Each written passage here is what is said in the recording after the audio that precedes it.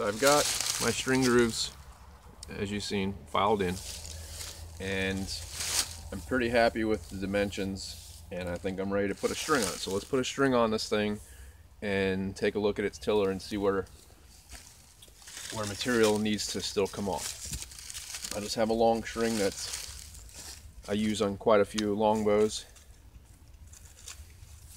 and you can really use just about anything, any good strong material as a tillering string.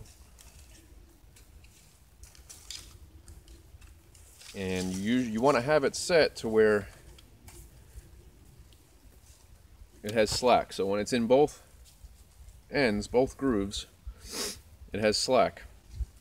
You don't want to brace it right off the bat. You just want to see how it bends, see how it feels in the hand. At this point in time through the tiller, this is when you'll figure out which is the top limb and which is the bottom limb as well. At least that's the way I do it. I feel how it balances and feels in the hand. I usually grip, here's the handle that I have measured out. I usually grip it either at center or just above center until I get the balance point that feels right in my hands.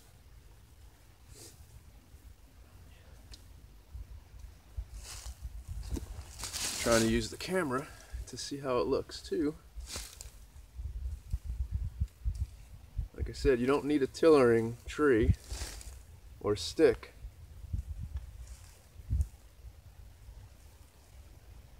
See some stiff spots. You can use anything, and nature will usually provide. Use this. Hopefully you guys can see that.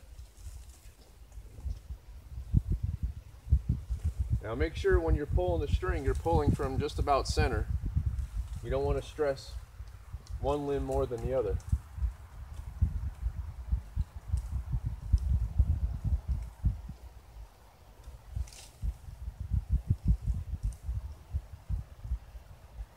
I got a couple of stiff spots right here and right here. And right here because of this knot that's going to need attention. So before I pull it any further, I'm going to work on those areas and then we'll get back. Okay, so we got it braced. Now, hopefully you can see this.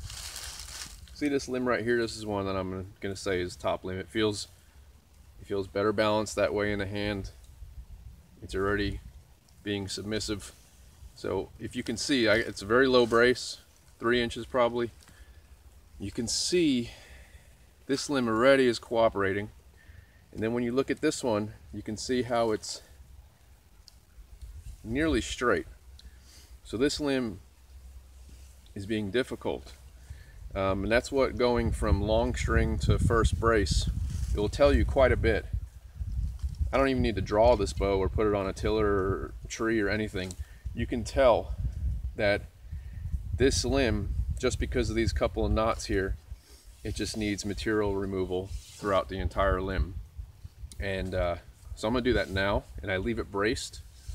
I remove small increments. I use, at this point, we're just strictly sandpaper, or you can use a scraper if you want, but there's still slightly more material in a scraper that needs to come off, and because of the dips and the valleys and stuff with this particular bow and stave, sandpaper is better.